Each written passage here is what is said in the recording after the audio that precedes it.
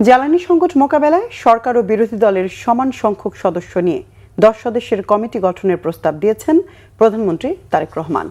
বিদ্যুৎ ও জ্বালানি মন্ত্রী ইকবাল হাসান মাহমুদ টুকুর সভাপতিত্বে এই কমিটি সংকট নিরসনে কাজ করবে। প্রধানমন্ত্রীর এই উদ্যোগকে সংসদের নবযাত্রা উল্লেখ করে কমিটিতে নিজেদের 5 সদস্যের নাম দিয়েছে বিরোধী দল। এদিন সংসদে শহর ও গ্রামের বৈষম্য কমাতে রাজধানীতে 110 মেগাওয়াট লোডশেডিং করার সিদ্ধান্ত হয়। আরও জানাচ্ছেন জিয়াউল হক সবুজ। মাননীয় সদস্যবৃন্দ, দিনের কার্যসূচিভুক্ত প্রশ্ন জিজ্ঞাসা ও উত্তর টেবিলে উপস্থাপিত হলো। বৃহস্পতিবার বিকেলে স্পিকার হাফিজ উদ্দিন আহমদের সভাপতিত্বে শুরু হয় সংসদ অধিবেশন। মাননীয় স্পিকার, আমি আমার বক্তব্যে বলেছিলাম, সংসদ নেতা ও প্রধানমন্ত্রী তারেক রহমান বলেন, জ্বালানির সংকট একটা বৈশ্বিক সমস্যা। তবে জনদুর্ভোগ কমাতে বুধবার সংসদে বিরোধী দল যেই নোটিশ দিয়েছে তা বেশ ইতিবাচক। এর জবাবে প্রধানমন্ত্রী বিদ্যুৎ ও জ্বালানি মন্ত্রীর নেতৃত্বে সমন্বিত কমিটি গঠনের প্রস্তাব দেন। মাননীয় স্পিকার, আমরা সিদ্ধান্ত গ্রহণ করেছি যে আমরা আমাদের পক্ষ থেকে 5 সদস্যের একটি কমিটি গঠন করছি। আমি আপনার মাধ্যমে বিরোধী দলীয় নেতা এবং বিরোধী দলকে অনুরোধ করব, ওনারাও যদি 5 জনের নাম দেন তাহলে এই 10 জন ব্যক্তি বসে এই বিষয়গুলোর উপর আলোচনা করতে পারে। কোনো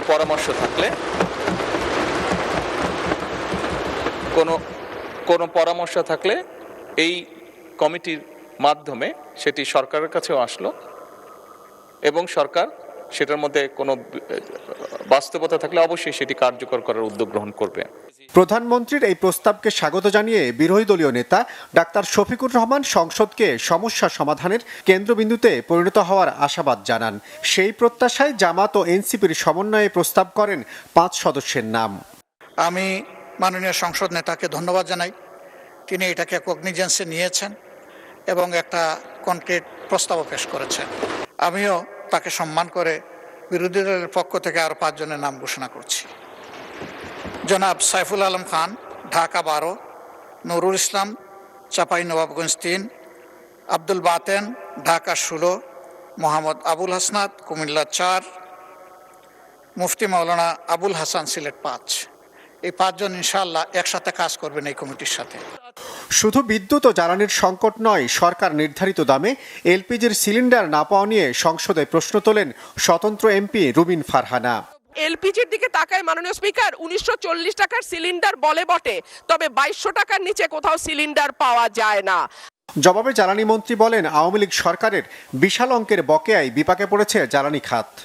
বিগত ফ্যাসিস্ট সরকার বাংলাদেশের গ্যাস উত্তোলনের জন্য কোনো রকম অনুসন্ধান করে নাই।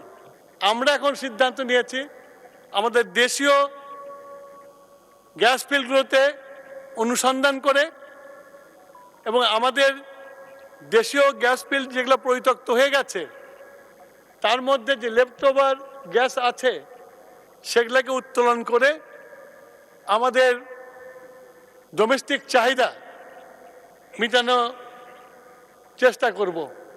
কৃষি খাতে সার সরবরাহের কথা চিন্তা করে বন্ধ আশুগঞ্জ সার কারখানায় মে মাসের প্রথম দিন থেকেই গ্যাস সরবরাহের আশ্বাস দেন জ্বালানি মন্ত্রী। যদিও বিদ্যুতের উৎপাদন আমাদের ক্ষতিগ্রস্ত হবে। জিয়াউল হক সবুজ, বাংলা ভিশন, ঢাকা।